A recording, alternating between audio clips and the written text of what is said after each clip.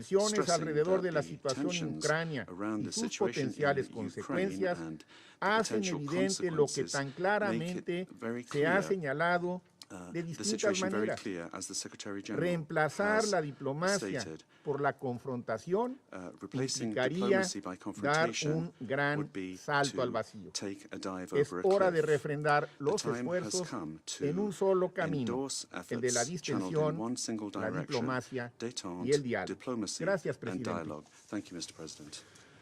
Я благодарю представителя Мексики за сделанное заявление. Теперь предоставляю слово представителю Китая.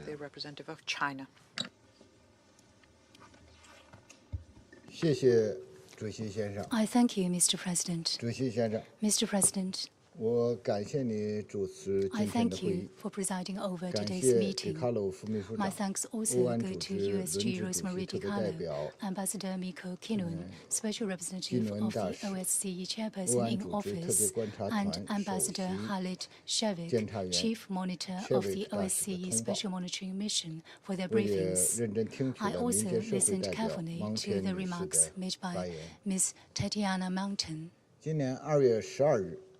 February 12th this year marked the 7th anniversary of the new Minsk Agreements.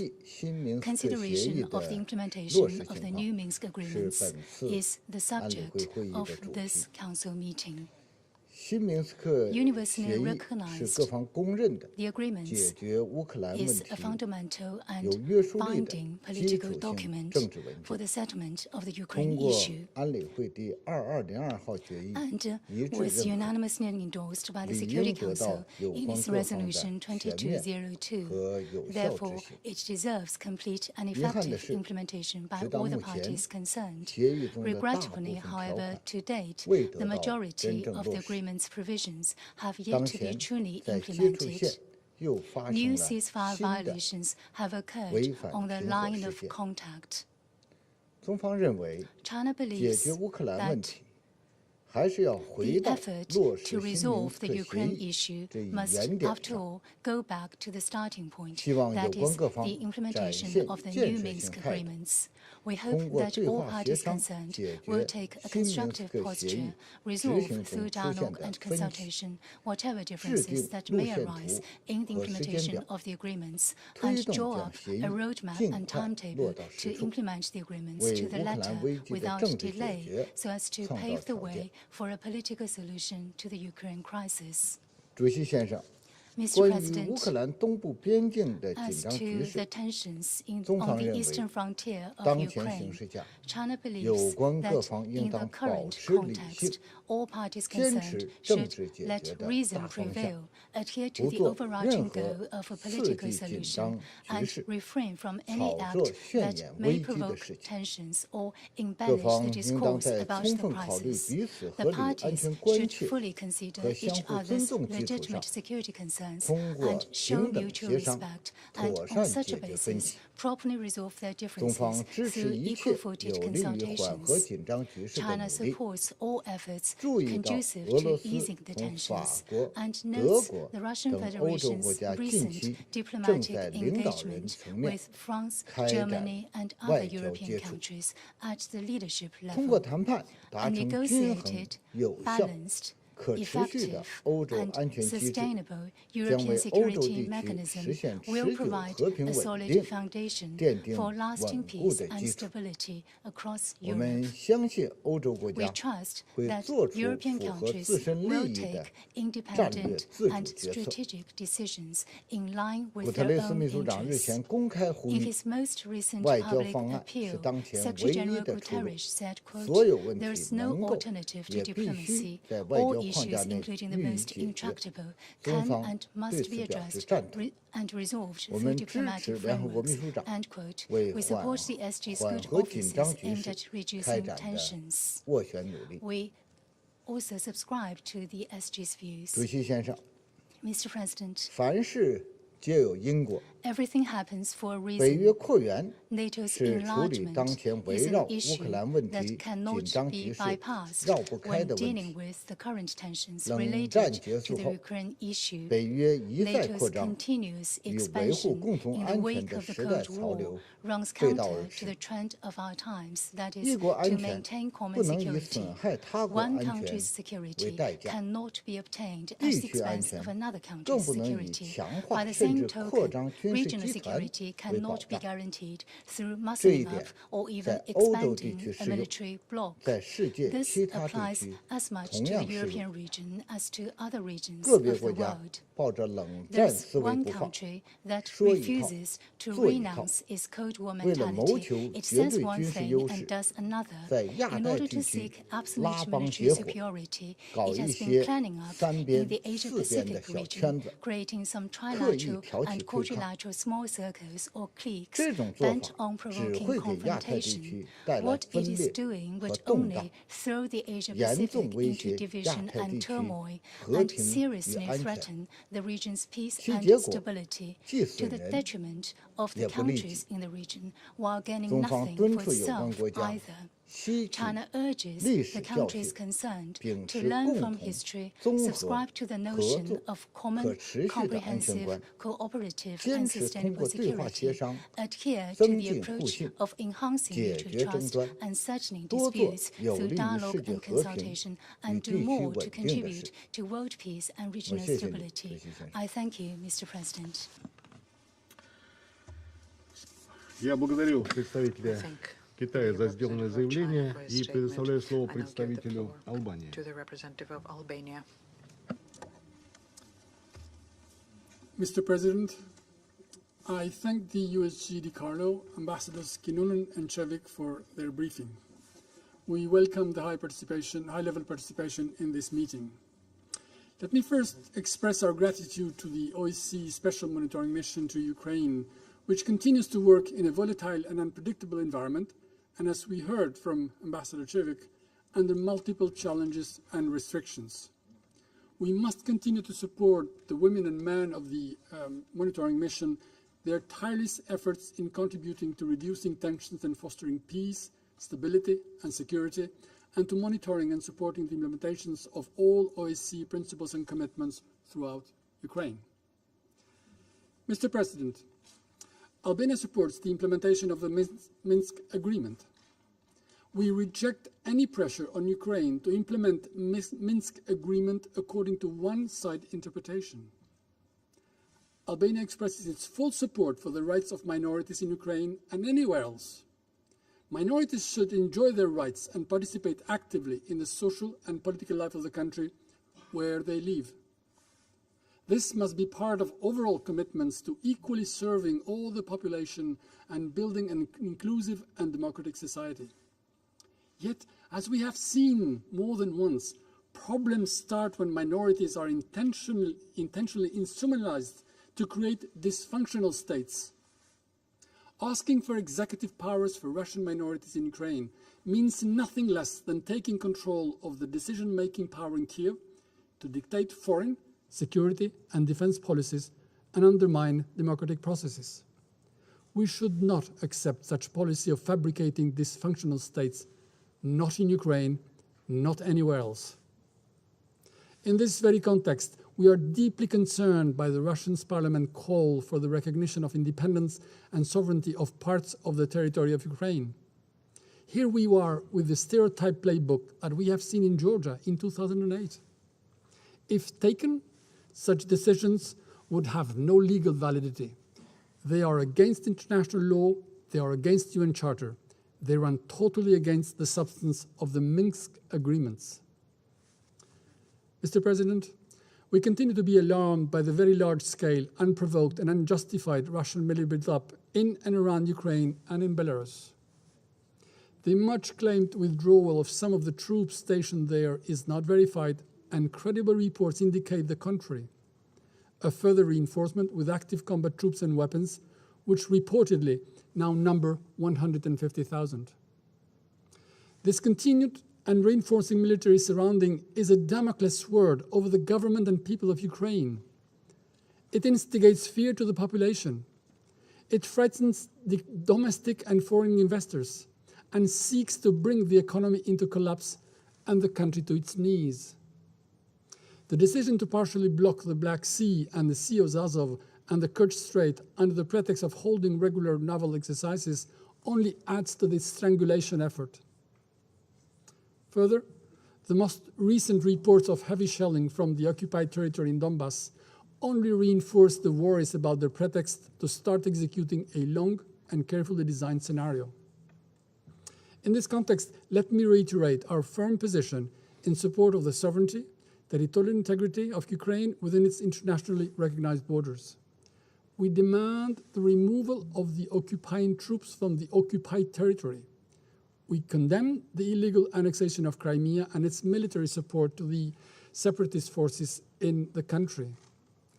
Albania remains committed to the fundamental principles underpinning European security, including that each nation has the right to choose its own security arrangements. Any renewed attack on the sovereignty and territorial integrity of Ukraine would be a clear and further breach of international law, would severely affect European security, and should be met with outright and vigorous condemnation. We call on this Council and on the international community not to let Ukraine down, not to accept policies and actions that threaten the existence of a sovereign nation. Mr. President, despite everything indicating acceleration of escalation, we will continue to emphasize the value and the importance of diplomacy and dialogue in reaching a peaceful solution in the conflict in eastern Ukraine and dealing with Russian concerns. Russia should take the offer to engage in a renewed European security dialogue initiated by Poland as the current OSCE chair. We support the call of Secretary Blinken for talks with Minister Lavrov as soon as possible and renewed NATO-Russia Council meetings. Every mechanism must be used and fully exploited for diplomacy and de-escalation. Finally, we welcome the calls of the Secretary General to defuse tension and to de-escalate actions on the ground. We would support the intensification of these efforts and the availability of his good offices in the search of a peaceful solution. I thank you. Я благодарю за сделанное заявление представителя Албании и предоставляю слово представителю Франции.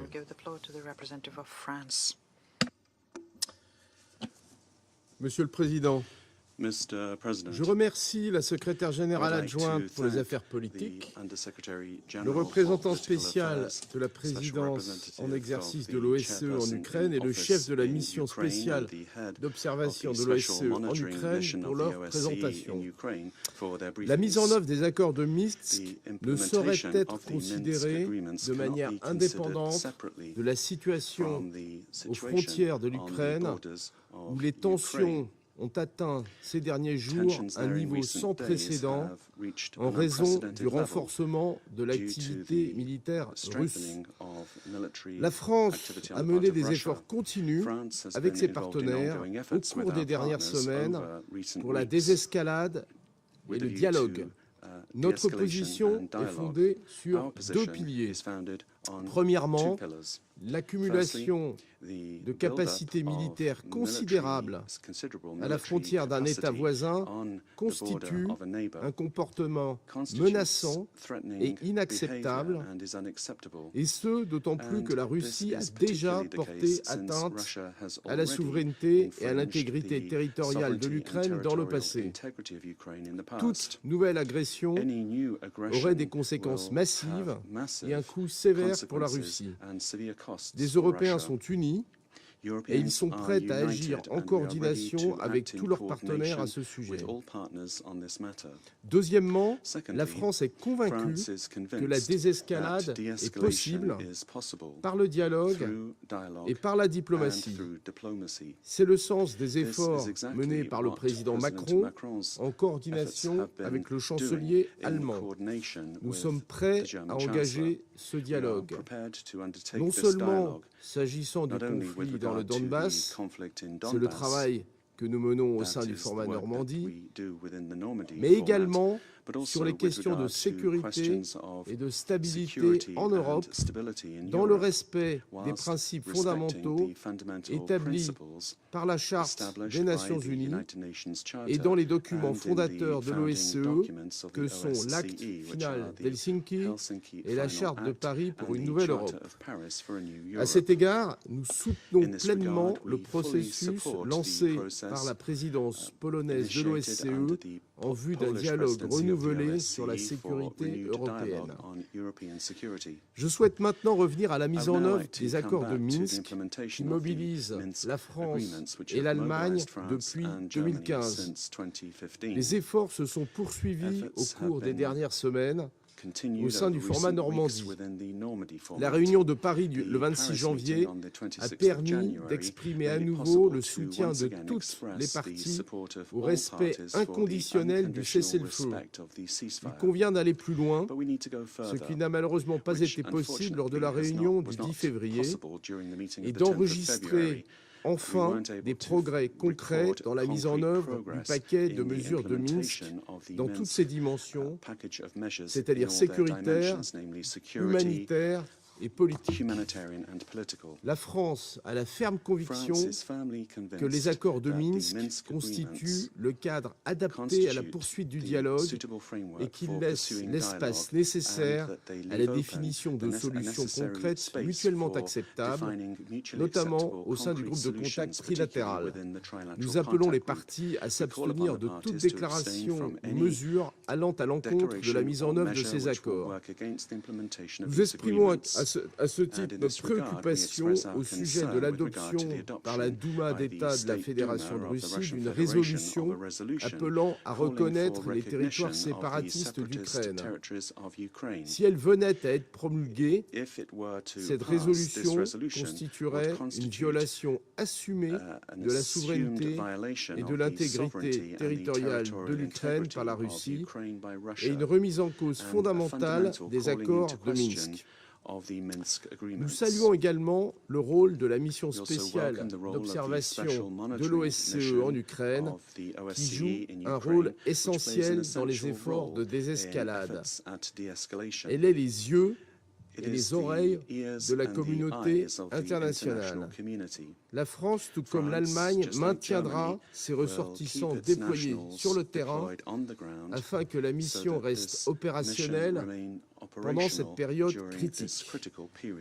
Nous avons pris note des informations de l'OSCE au sujet de possibles violations du cessez-le-feu au cours des dernières heures.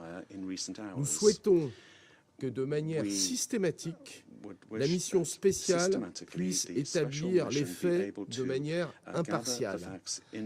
Monsieur le Président, la défense des principes de la Charte des Nations Unies, en particulier le respect de la souveraineté et de l'intégrité territoriale des États, ainsi que le règlement pacifique des différends, doit être l'objectif partagé de l'ensemble des membres de ce Conseil. La France continuera à se mobiliser en ce sens, ainsi que pour la construction d'une paix juste et durable et pour le rétablissement de la pleine souveraineté ukrainienne sur certaines régions de Donetsk et Luhansk. Je vous remercie. Я благодарю представителя Франции за сделанное заявление и предоставляю слово представителю Габона. Merci, Monsieur le Président. Thank you, Mr. President. Je voudrais remercier la secrétaire générale adjointe, Madame Rosemary Di Carlo, pour son exposé. Je remercie également le représentant spécial Mikko Kinnunen et le chef de la mission d'observation de l'OSCE, Yashar Alit-Chevik, pour leurs exposés. Je salue également la présence parmi nous de Madame Tetiana Montian. Monsieur le Président, mon pays continue de suivre avec beaucoup d'attention la situation qui prévaut aux frontières de la Russie et de l'Ukraine. Nous entendons les craintes et les appels alarmants de ceux qui redoutent une action militaire imminente. Nous notons surtout avec intérêt la volonté exprimée par les parties prenantes de maintenir les canaux politiques et diplomatiques ouverts, ainsi que les différents appels à éviter l'escalade. Parallèlement à la rhétorique d'alarme et aux manœuvres d'exhibition de force, les 10 derniers jours ont été particulièrement marqués par une intense activité sur le front diplomatique qui s'est traduite par des initiatives européennes et américaines avec pour objectif d'ensemencer les sillons du dialogue et éviter l'irréparable. L'annonce récente de la Russie de retirer une partie de ses troupes en faction à ses frontières augure sans doute d'une volonté de désescalade qui s'inscrit en addition aux assurances répétées de la Russie de n'avoir aucune intention belliqueuse. Cela devrait participer de manière significative à baisser le niveau de tension et à régénérer le fil de la confiance indispensable à la conduite d'une diplomatie préventive. Dans le même élan, mon pays retient de l'adresse récente du président des États-Unis d'Amérique la volonté de privilégier le dialogue ainsi que le refus d'un affrontement qui aurait des conséquences désastreuses pour tous. Monsieur le Président, la situation n'est certainement pas simple, mais c'est justement parce qu'elle ne l'est pas qu'elle mérite d'être abordée dans la sérénité et avec le plus grand sens de responsabilité. C'est dans cet objectif que nous voulons réitérer notre appel à l'ensemble des parties prenantes à la retenue et à privilégier les voies du dialogue et la négociation en vue de préserver la stabilité et la paix dans la région. Nous encourageons toutes les initiatives qui sont menées en faveur de la désescalade et de la reprise du dialogue et appelons les parties prenantes à tirer avantage des canaux diplomatiques existants pour amorcer la décrispation. À cet effet, le format de Normandie et les accords de Minsk constituent des cadres de référence. Les accords de Minsk plante le décor d'une issue pacifique globale aux principales prétentions des parties. Et c'est sûrement en cela qu'elles ont été entérinées par les Nations Unies. La mise en œuvre de ces accords est cruciale, notamment pour parvenir à une trêve des hostilités, à la restauration des frontières de l'Ukraine et à une meilleure réponse humanitaire, tout en ouvrant la voie à une pacification durable des relations de voisinage et éventuellement à la promotion d'une reprise des relations économiques. Mon pays invite les parties à respecter les engagements souscrits, à capitaliser le socle d'acquis et à renouer le dialogue. L'appel au dialogue du secrétaire d'État américain Anthony Blinken est à cet égard une initiative dans la bonne direction. Bien entendu, mon pays demeure fermement attaché au respect de la souveraineté et de l'intégrité territoriale de chaque État. Ces principes cardinaux, consacrés par la Charte des Nations Unies et l'acte constitutif de l'Union africaine, sont le ciment de notre contrat social en tant que membre de la communauté internationale. Pour conclure, je voudrais, au nom de mon pays, appeler ce Conseil à être plus que jamais mobilisé pour endiguer le spectre de la peur et repousser toute logique de confrontation. C'est l'une des vocations de ce Conseil. Et l'efficacité des outils de paix dont nous disposons est garantie lorsque nous faisons preuve d'unité et de responsabilité. Je vous remercie, Monsieur le Président. Я благодарю представителя Габона за сделанное заявление. Сейчас я сделаю дополнительное заявление в своем качестве уже заместителя министра иностранных дел Российской Федерации. Я внимательно выслушал сегодняшнюю дискуссию, выступления коллег. Хотел бы остановиться на некоторых вопросах, которые были затронуты. Во-первых, хочу обратить внимание на ненужную спекуляцию в отношении обращения депутатов Госдумы России к президенту Путину с просьбой о признании Донбасса. И скажу главное.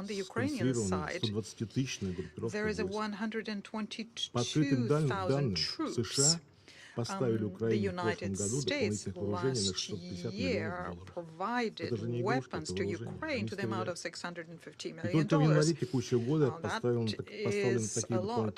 In January, $200 million worth of dollars of weaponry was provided, and we are not even talking about what's being provided by UK, Canada, and the Baltic states. All of these states are sending lethal weaponry to Kiev, attack aircraft, multiple rocket launchers, Stingers, Javelins, rifles, ammunition for them. Польша поставляет Киеву боеприпасы к 122 и 152 миллиметровым орудиям, которые, как известно, запрещены к использованию Минским комплексом мер. А что же получается,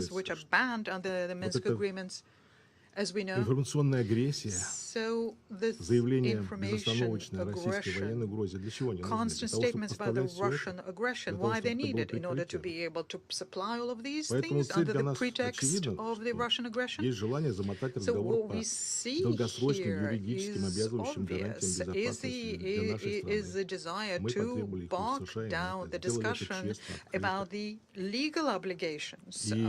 И мы готовы к диалогу.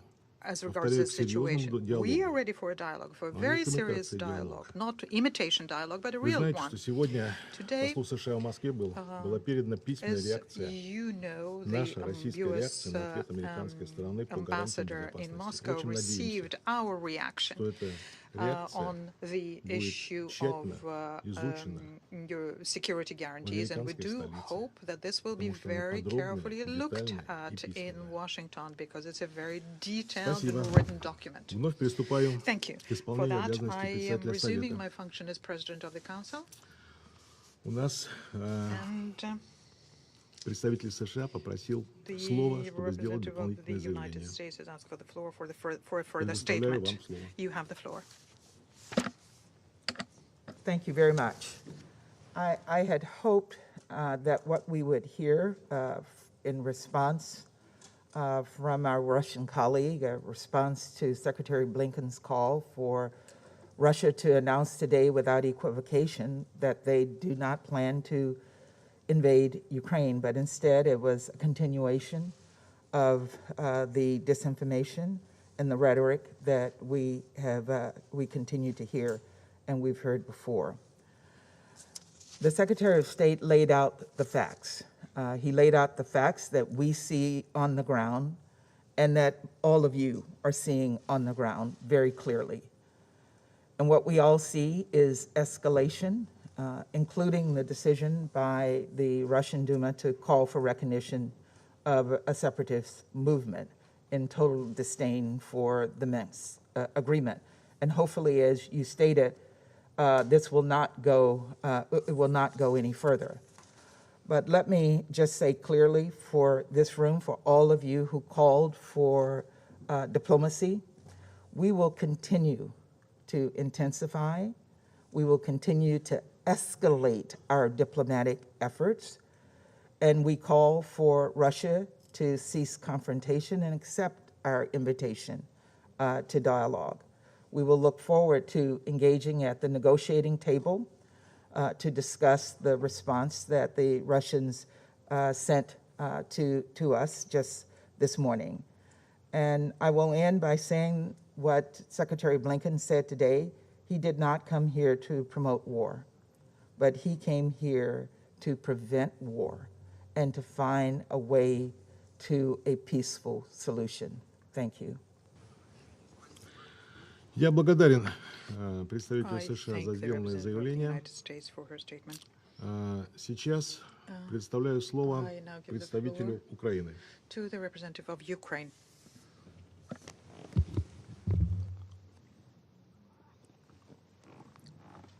Distinguished members of the Security Council, all protocols observed. On this day 7 years ago, the Ukrainian city of Debaltseve sustained a full-fledged offensive by the Russian regular troops and their proxies. Heavy artillery and rocket shellings did not spare neither Ukrainian military nor civilians. All this happened despite the disengagement line agreed by Ukraine and Russia under the Minsk Memorandum of 19th September 2014. The second document in the set of the Minsk agreements, which clearly defined the Debaltseve is a government-controlled area. This happened despite the Minsk package of measures was signed a week earlier, and its first provision contained commitment to comprehensive ceasefire. This is just one example of how Russia violated the agreements almost immediately after signing them. So far, disrespect to undertaking commitments remains the hallmark of Russia's strategy. Only this morning, the Ukrainian Stanitsa Luganska was shelled with heavy weapons from occupied territory of Donbas. Civilian infrastructure damaged, including a daycare center. Upon the instructions of my government, I have to bring to the attention of the Security Council another outrageous situation that undermines the Minsk agreements and the entire process of peaceful settlement. 2 days ago, the Russian Duma appealed to the Russian president to recognize the occupied parts of the Donetsk and Lugansk regions of Ukraine as so-called Donetsk and Lugansk People's Republics. This decision runs counter the commitments undertaken by Russia as a signatory of the Minsk agreements. Therefore, I requested the Security Council in my letter to the Security Council dated 16 February 2022 to consider this situation today. Our standpoint remains unchanged. Russia's recognition of the so-called Donetsk and Lugansk People's Republics will be tantamount to its deliberate withdrawal from the Minsk agreements. Such a move will cause a serious blow to the political diplomatic settlements that Ukraine and its partners have been actively engaged to promote. Recognition of the so-called republics will have no legal implications. Russia will not succeed at masking the Russian occupation administrations in the temporarily occupied territories of Lugansk and Donetsk regions as independent entities, or to disguise its own involvement as a party to the armed conflict in Donbas. Instead, if the Russian president endorses the ruling of the State Duma, it will have much broader, destructive consequences for the international rules-based order and the global security architecture. Therefore, Russia has a choice to embark on the path of de-escalation and diplomatic dialogue, or experience decisive, consolidated response by the international community. It is a matter of practical concern that the same pattern was implemented and the same language was used in 2008, despite what the Deputy Minister just said, referring that it is just an appeal of Duma. In 2008, the appeal by the State Duma of the Russian Federation to the Russian President Medvedev on the need to recognize the Republic of South Ossetia and the Republic of Abkhazia preceded the presidential decree on such recognition adopted on 26 of August 2008. So just don't call it a mere appeal by Duma.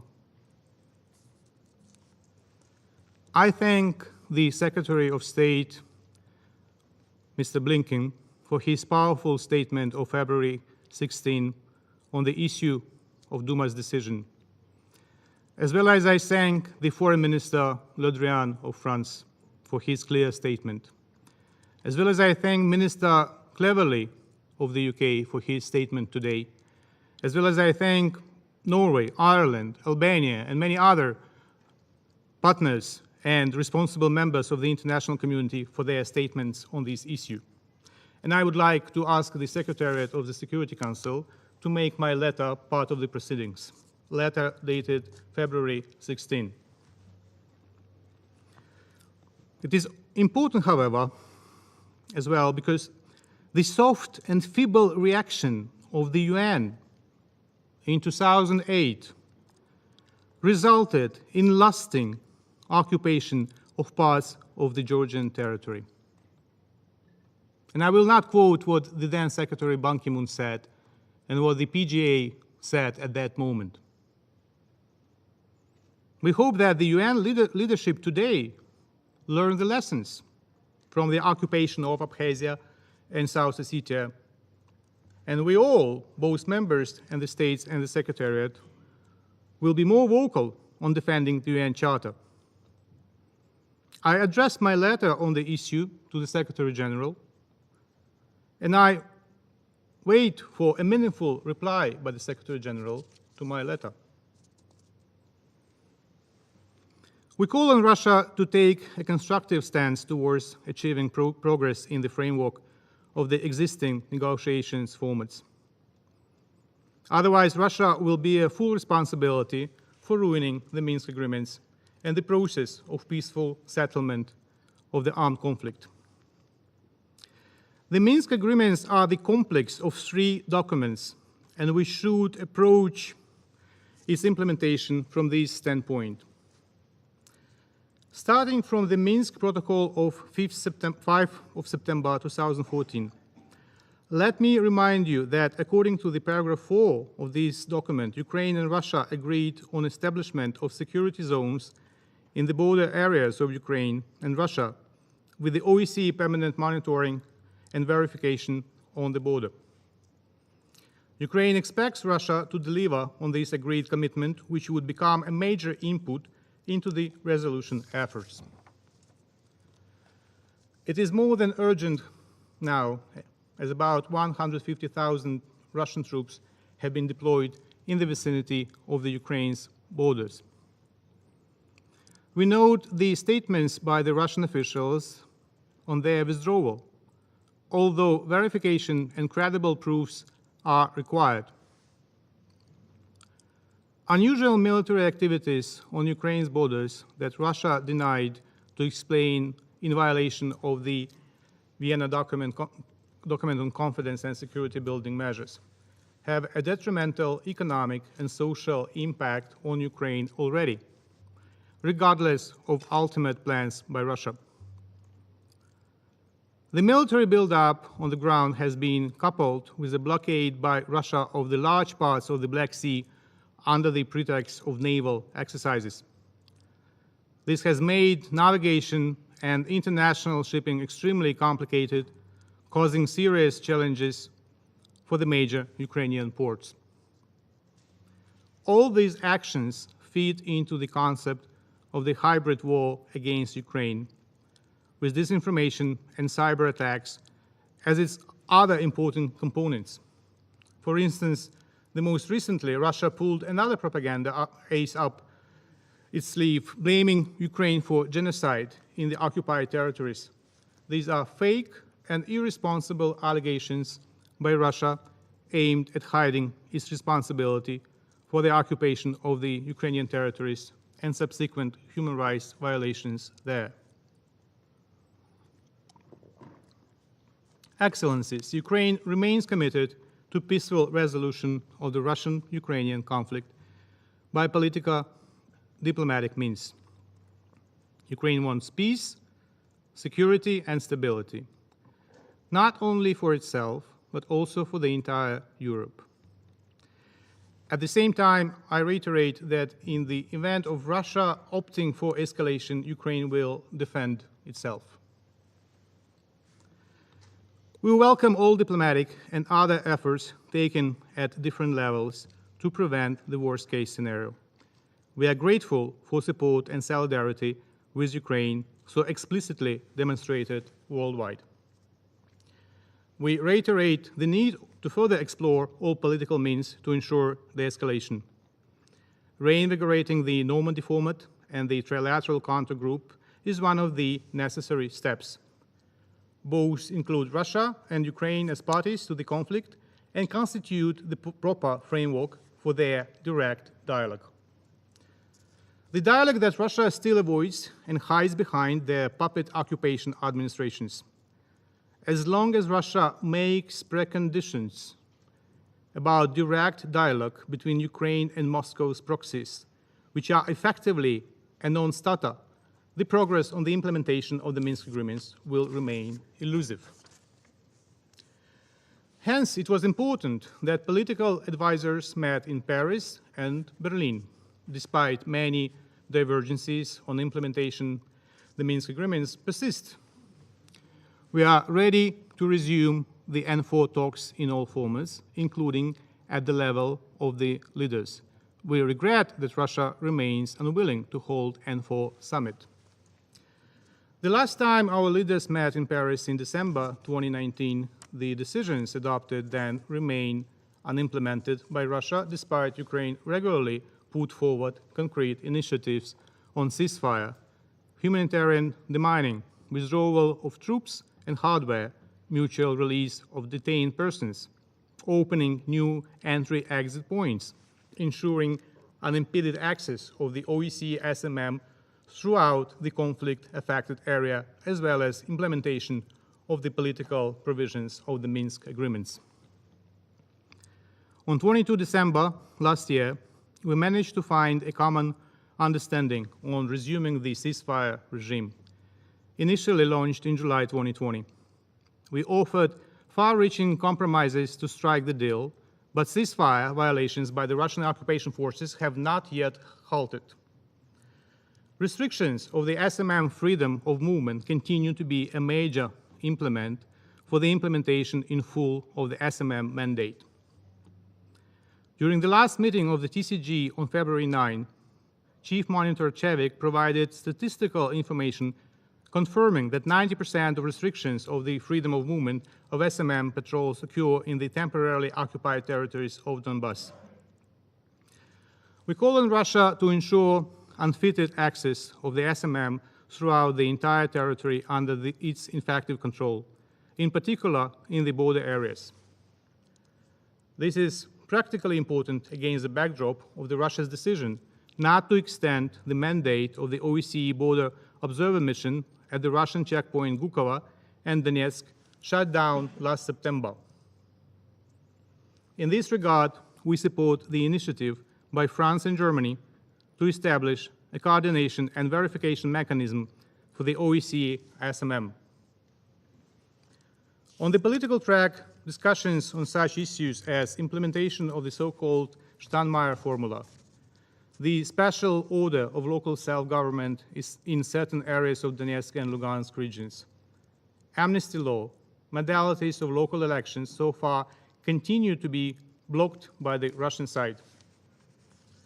The Russian representatives simply refused to continue discussions on the working proposals submitted by the Ukrainian delegation back in June 2020, relating to the special order of the local self-government in certain areas in Donetsk and Lugansk regions of Ukraine, and other issues on the agenda of the political working group. Ukraine has taken steps on implementation of agreed provisions relating to the political process. In particular, we submit for consideration by the trilateral countergroup initial proposals to the law on special order of local self-government in certain areas of Donetsk and Lugansk regions of Ukraine. According to ODIHR standards, resumption of control of the border should be a prerequisite for holding local elections in Donbass. Otherwise, it would be impossible to create the necessary security environment for holding the democratic elections in line with the OSCE standards. Excellencies, it remains up to Russia to take decisions that would lead to full implementation of the commitments it has undertaken under the Minsk agreements, signed by President Putin's ambassador to Ukraine, Zurabov, in blue ink. On September 5, 2014, Mr. Zurabov signed the agreement. On September 19, Mr. Zurabov, ambassador of Putin, signed the agreement. On February 12, 2015, ambassador of Putin signed the agreement.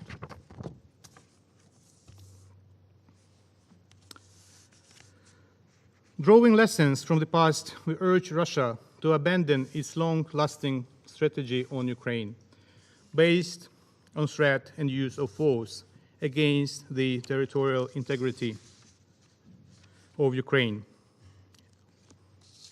based on fundamental principles of peaceful relations enshrined in the UN Charter. But before I end, let me address Sergei Vasilyevich по-русски. На днях In Russian. средства массовой информации Recently, the mass media распространили текст, который приписывается вашей коллеге по цеху, which is госпоже attributed Захаровой. to your colleague, Ms. Zakharova. Позвольте зацитировать. Please allow me to quote. С точки зрения международного From права, the viewpoint of international law, геополитические преобразования 1991 года geopolitical не привели к transformations of исчезновению СССР 1991 did not result in the как disappearance субъекта of the международного права. Soviet Union as a subject of international law. Государство The под названием state, СССР which was called the USSR, не прекратило, did not а продолжило свою международную but правосубъектность. rather continued Конец its цитаты. existence under Каково international оно, law. Сергей End of Васильевич, quote. в кресле So, постоянного члена I Совета wonder Безопасности Союза Советских Социалистических Республик?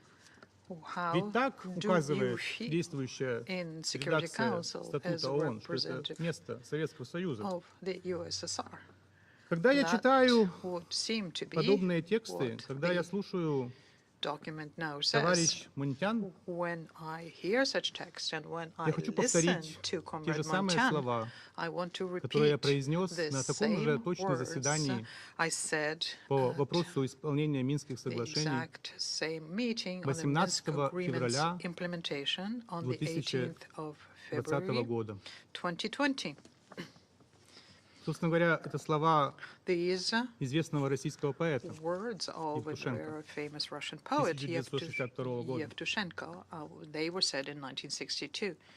Поэт Евтушенко сказал: And the poet Yevtushenko «Пусть then мне говорят, said, let успокойся, them tell me to calm down. спокойным я быть не сумею, I will not stay calm покуда наследники as Сталина long живы as the inheritors of еще Stalin на земле. are still alive and Мне будет казаться, walking the что earth. Сталин It would еще в continue мавзолее». seeming to me that Stalin is Сергей still Васильевич, на in the дворе mausoleum. 21 век.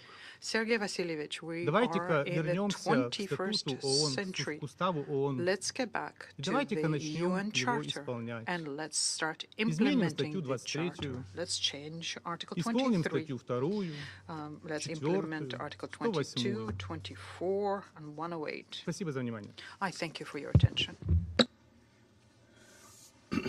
Я благодарю I thank представителя Украины за сделанное заявление Ukraine for his и statement. предоставляю And слово I'll give the floor представителю to Германии. the representative of Germany. Thank you, Mr. President. Germany is grateful for the opportunity to speak in today's session. We would like to thank you, Under-Secretary General Di Carlo, the Special Representative of the OSCE, Chairperson in office in Ukraine and in the Trilateral Contact Group, and the head of the OSCE's Special Monitoring Mission. Together with France, Germany stays committed to achieving progress in the Normandy format, which plays a central role in advancing the implementation of the Minsk agreements. Many obstacles remain. However, the reaffirmed ceasefire of July 2020 proved that progress can be made if political will is there. With regard to recent reports on increased shellings in eastern Ukraine, we recall that the agreement must be observed, and it is utterly unacceptable that to attack civilian infrastructure. On 26th of January in Paris and on 10th February in Berlin, talks were held. All participants committed themselves to the full implementation of the Minsk agreements and to continuing talks in the N4 and in the Trilateral Contact Group format. In this respect, we express our strong concern about the resolution of the Russian State Duma calling on the President of the Russian Federation to recognize the self-declared People's Republics of Luhansk and Donetsk as independent states. This would run counter to the Minsk agreements and constitute a further breach of Ukraine's sovereignty and territorial integrity.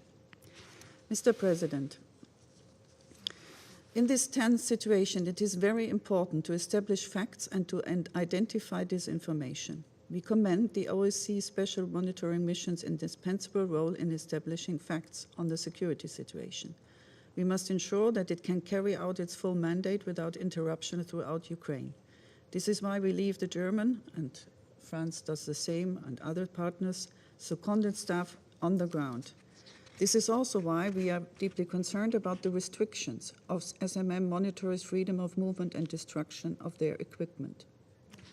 Mr. President, in these days we cannot evaluate the state of the Minsk agreements without factoring in military developments in the region. In recent months, an unprecedented military buildup of Russian forces has taken place on the Russian and Belarusian side of Ukraine's border. It is next to impossible to not perceive this as a threat or the preparation for an attack.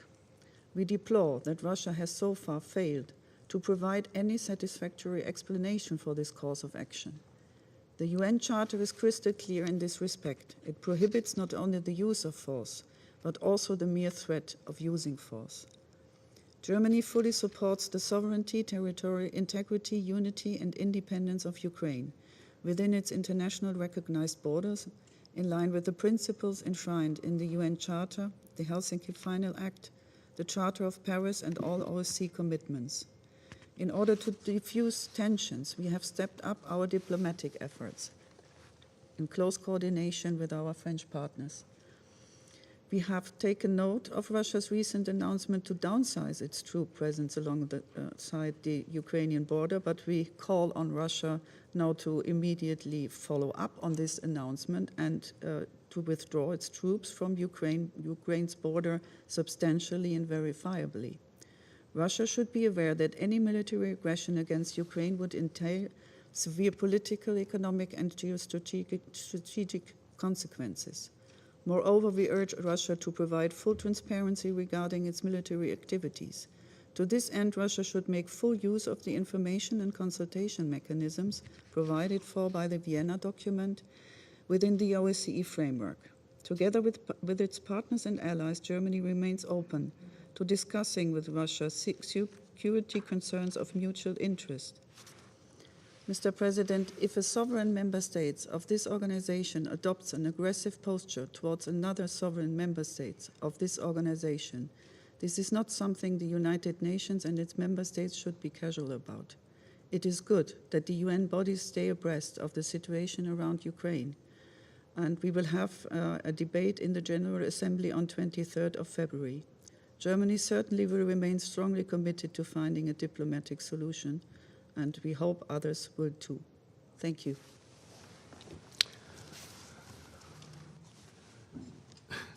Я признателен представителю Германии за сделанное заявление.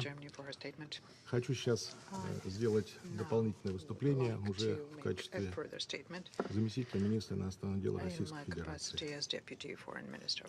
И, кстати, вот что. Здесь сегодня звучали слова «война», «агрессия». Самое интересное, что никто никогда от России, от Москвы, здесь в ООН таких слов не произносит. Могу сказать, не произнесет. Мне жаль, что не услышаны очень сильные, серьезные заявления президента Путина последние дни касательно ситуации вокруг Украины, на востоке, попросил бы хотя бы наших партнеров прислушаться к тому, что говорилось на пресс-конференции, когда в Москве были такие представители уважаемых стран, как президент Франции, distinguished representatives visited us as the President of France, as the German Chancellor. There were negotiations there and detailed press conferences where our guests spoke and the President of the Russian Federation. У нас сегодня We встреча have a meeting today по Минскому комплексу мер. on the Minsk Я очень удовлетворен тем, что прозвучали все-таки большинство выступлений, которые говорилось, что эти Most of the statements stated that the Minsk agreements are a very clear and the only international legal framework, so to settle the inter-Ukrainian conflict. By the way, I have a great deal of respect for our interpreters, how they manage to keep up in speed with what they're saying and to do it correctly. Well, let me then make two requests here. Two statements here. Zelensky called the Minsk agreements totally without merit. Ну и второе, ну смысл, видимо, доведен. Yeah, well, the meaning was conveyed. And тоже внимательно выслушал его выступление. Second statement. I listened very carefully to the statement just made, including the illegal nature of Russian membership at the UN and Security Council. Unfortunately, I have to say that it's not the first time representatives of other countries, including Ukraine, want to self-aggrandize using this argument. And the calculation here is very clear. It's for the benefit of those who are not very Рассуждать о том, проходила ли Россия заново процедуру вступления в ООН, наверное, поставить можно вопрос о том, проходила ли сама Украина это, или в вашем лице мы по-прежнему имеем дело с украинской, советской социалистической республикой. Российская Федерация является государством продолжателем СССР. Речь, по сути дела, идет лишь об изменении названия государства. А Украина как раз стала государством преемницей, то есть является новым государственным образованием. Что касается стихов, хорошо, когда политические, наверное, послания облекаются в стихи. Я вот очень люблю стихи про красоту Николая Заболоцкого. Мы можем сказать, что там советский или русский поэт. Помните, это четверостишие? Если так, то что же красота, и от чего ее обожествляют люди? Сосуд, в котором красота или огонь, мерцающий в сосуде. Непосильная задача для переводчиков. Я очень надеюсь, что это будет переведено. Я бы сравнил красоту с мудростью.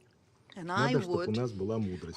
I hope the interpreters manage with that, but I would compare beauty with wisdom, and we have to make sure that we come up with wise decision when it comes to also the settlement in Ukraine on the basis of the Minsk package of measures. Thank you.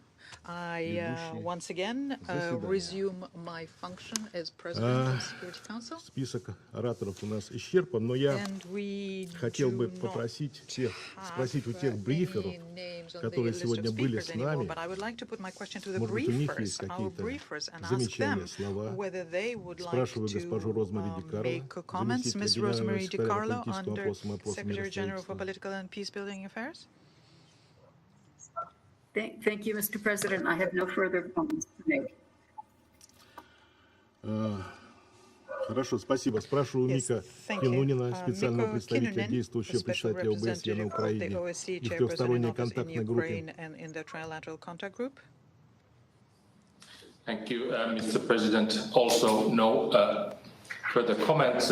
However, I would very much like to thank for possibility to participate in this briefing of the UN Security Council today. Thank you.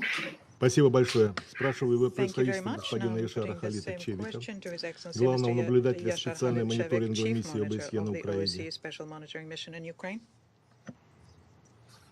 Thank you, Mr. President. I'll join my fellow briefers, and thank you. I have no further comments. И спрашиваю госпожу Татьяну Монтян.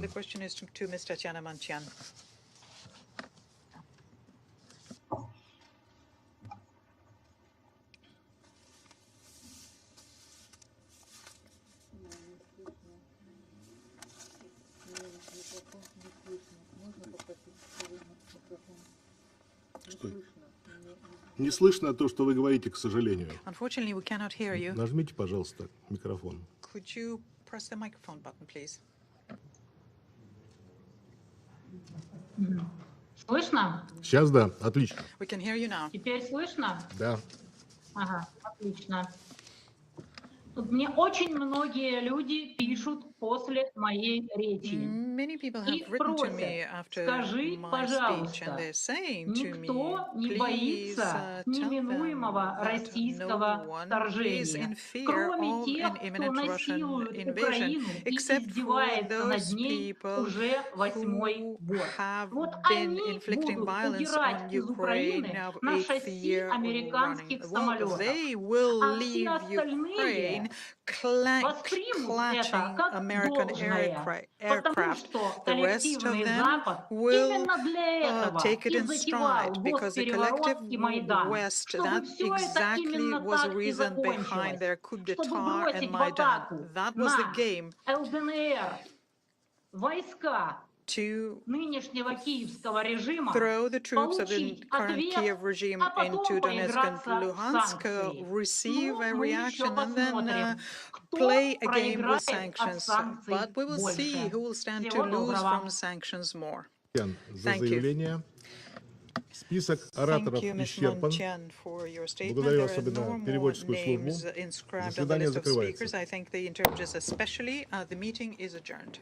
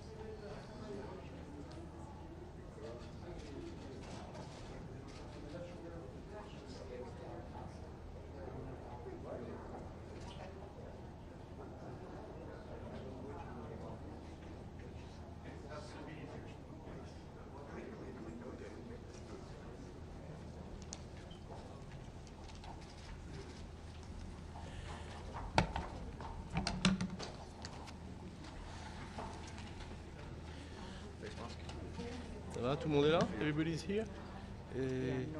Norway. Okay.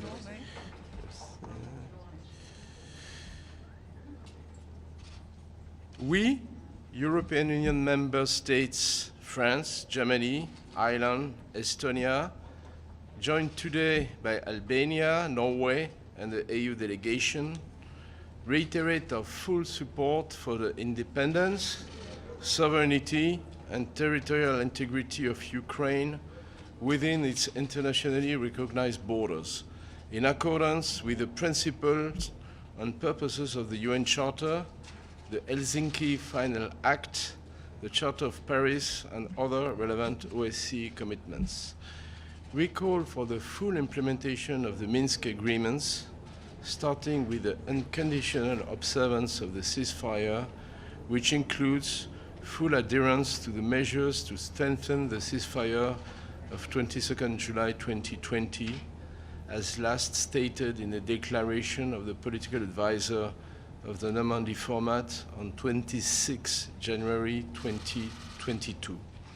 At the meeting of the political advisor in the Normandy format in Berlin on 10 February, all participants committed to the full implementation of the Minsk agreements and the corresponding negotiation formats. We welcome commitments by the Ukrainian authorities to provide proposals on outstanding legislation required by the Minsk agreement. Ukraine will thereby contribute constructively to moving forward. We call on Russia to engage constructively as well and fulfill all its commitments, including on humanitarian and security issues, in order to achieve progress in the full implementation of the Minsk agreements. We will continue our intensive efforts in the Normandy format to that end. We express strong concern regarding the resolution of the Russian State Duma calling for the recognition by the President of the Russian Federation of the self-proclaimed People's Republics of Donetsk and Luhansk. We warn against such a step, which would constitute a further violation of Ukraine's sovereignty and territorial integrity and directly contradict the spirit and the letter of the Minsk agreements. We express our grave concern about Russia's massive buildup of armed forces in and around Ukraine. We underscore that any further military aggression by Russia against Ukraine will have massive consequences and entail unprecedented costs. We encourage Ukraine to continue its posture of restraint. The OSCE Special Monitoring Mission plays a key role in de-escalation efforts and as the eyes and ears of the international community. We call on Russia to ensure that the mission can carry out its mandate and have full access to non-government controlled areas. We echo the urgent call of the Secretary General to resolve problems through diplomacy. In this spirit, we call on Russia to take concrete steps towards de-escalating the situation at the Ukrainian border, to provide full transparency on its military activities in the region, and to engage in a meaningful dialogue on security in Europe.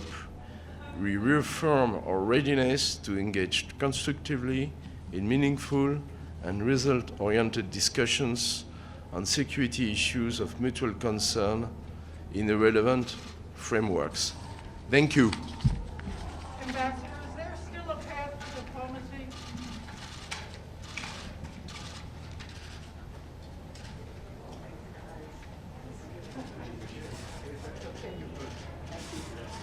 Good afternoon, everyone. For the second time in 2 weeks, the Security Council has convened to discuss Russia's unprovoked military threats against Ukraine. And for the second time in 2 weeks, the rest of the Security Council has delivered a clear, unambiguous message to Russia to pursue the diplomatic path. Do not pursue the path of confrontation. Unfortunately, we are deeply concerned that this is the path Russia has chosen, which is why Secretary Blinken laid out the facts we see on the ground, our understanding of Russia's plans, and very clearly challenged Russia to state its intention on the record before the world that it had no intention to invade Ukraine. But what we heard from Russia today and out of Russia in recent days has been exactly the kind of incendiary rhetoric and disinformation that we and others have been warning about. Just this week, the Russian Duma recommended the Kremlin formally recognize as independent states those parts of the Donbass currently controlled by Russian proxies. This action, taken knowing the focus of our discussion today, shows Russia's total contempt for the Minsk agreements. Political resolutions to year-long conflict cannot happen at the barrel of a gun. Let's be clear, there is only one country making threats here. It is Russia. There's only one country with 150,000 troops on the border poised to attack, and that country is Russia. This is about Russia threatening the sovereignty of Ukraine and the lives of untold people. This is about Russia threatening the international order. This is about Russia threatening the UN Charter. This is about Russia threatening the principles on which every UN member state has freely committed, principles that guarantee each of us sovereignty and territorial integrity. As Secretary Blinken said this morning, we very much hope that Russia doesn't invade Ukraine and proves us wrong, but we fear the worst. That is why today the Security Council once again urged Russia to pursue the path of diplomacy. And it is why, as the United Nations addresses this crisis in the coming days, every single UN member state has a stake and must stand with Ukraine to defend the UN Charter. There is too much at risk for anyone to sit on the fence. This is a moment for collective action. The United States will continue to pursue de-escalation at the diplomatic table.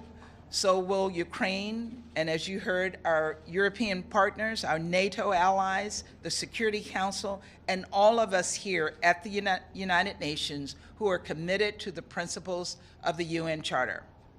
We are, as Secretary Blinken made clear this morning and President Biden said earlier this week, prepared for anything, but we will do everything. We will do everything possible to pursue the path of peace. Thank you very much. Ambassador, any reaction to the expulsion of Deputy American Ambassador in Moscow? Russia has already invaded Ukraine.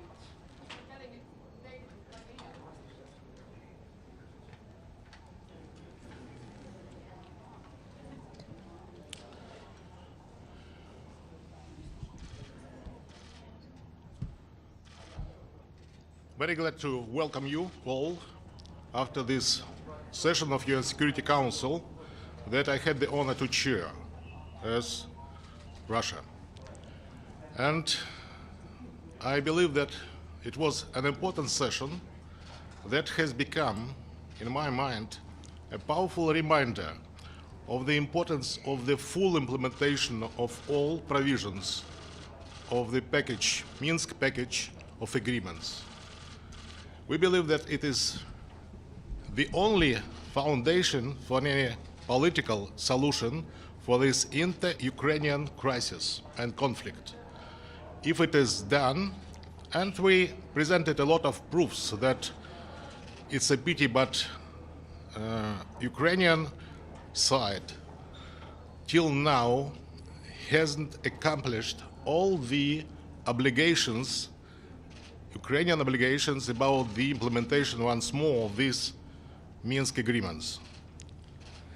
I had an honor to present the Russian position on this issue, and we reiterated very firmly our commitment to the de-escalation and peaceful solution of this crisis. Once more, being based on the Minsk agreements. I believe that now we look at our partners in Western capitals to drop and to stop this hysteria about the intentions of Russia in the region. If we do something, we do this having in mind our national interests and the interests of our national security. As it was announced in Moscow, after military drills, Russian troops began to come back to the places of their permanent location on national Russian territory. I would welcome some of your questions, but please not.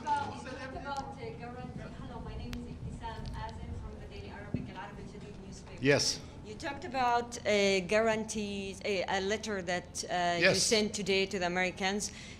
What are these security guarantees that you are talking about? Could you tell us more about it? And then my second question is, you are saying that that your troops are on Russian territory, but can you understand that the number of the troops, 150 and more, according to the Americans, is alarming to your neighbors? Thank you.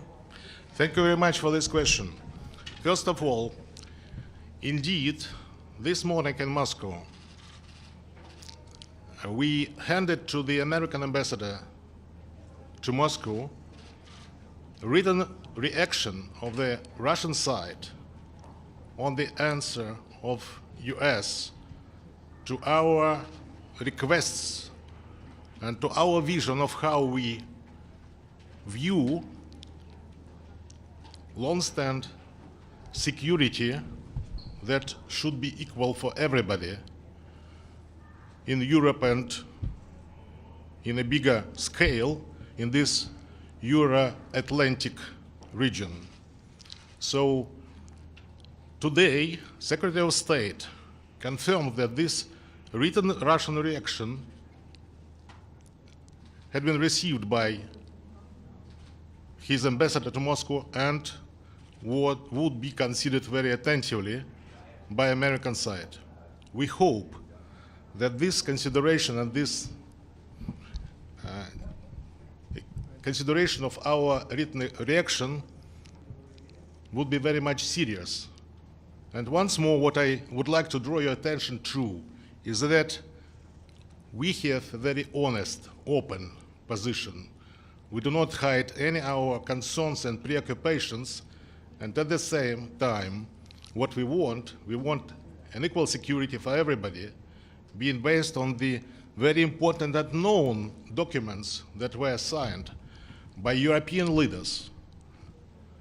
So, if you want, we do not demand something special, but we would like to send very clear messages about our legitimate interests, about the strategic stability, and about how we can have a serious dialogue, but not an imitation of a dialogue. About the Russian troops, once more, we are here in the UN, and we are all quote each and every day the UN Charter. This is our sovereign right to think about our security, national security, and also to have our troops where we believe they are important for the defense, once more for the defense of the Russian Federation. And you know for sure that if there are foreign troops in Europe, they are not Russian. They may be Americans, they may be others, but not Russian. So it's very clear that this strategic stability is something that should be supported by everybody. And in our proposals, we were very much concrete about the ideas that we would like to discuss. We got the answers from NATO and from US, the answers that, globally speaking, do not satisfy our concerns, but at the same time we said that we are ready for serious discussions and serious dialogue. Once more, I repeat, not an imitation of dialogue, especially having in mind that many of ideas that we got from in American responses were initially Russian ideas about trust, about confidence, about channel of communications between military representatives of all sides. Deputy Prime Minister, one question. Today, your mission, Russian mission to the UN, you submitted a document to the Security Council. You say it's the result of your investigation. In the document, you accuse Ukrainian authorities and representative of militarized formation, in fact, have been exterminating the civilian population of the self-proclaimed People Republic of Donetsk and those. And I want to clarify on the word extermination. Do you think this accusation can ever in future be used as an excuse, a justification for military action against Ukraine? Look, first of all, nobody seeks any excuses for hostile actions. We said we do not have any intention to do this. And about these documents, I do not like to enter into the definition of what are they, but please watch these documents. This is video and photo documents. But at the same time, as I said today at UN Security Council session, it will be very much tough because the level of cruelty is more than high. Thank you. Thank you very much. There is a proposal that came today from Secretary of State Blinken to have a summit of nations before anything escalates further. And your foreign minister also said there's more time for diplomacy. After today's meeting that was slightly contentious, if not very contentious, do you think there is diplomacy in the future? No, I believe in diplomacy, and I'm glad that our partners believe in diplomacy. Certainly we should do all that is possible to find a diplomatic and peaceful solution for this inter-Ukrainian crisis and conflict. And once more, as I said in the beginning, for me these discussions of today, that was not easy, was important because it was a powerful reminder of the importance of the implementation of all provisions of Minsk agreements. Thank you very much. Mr. Minister, can you please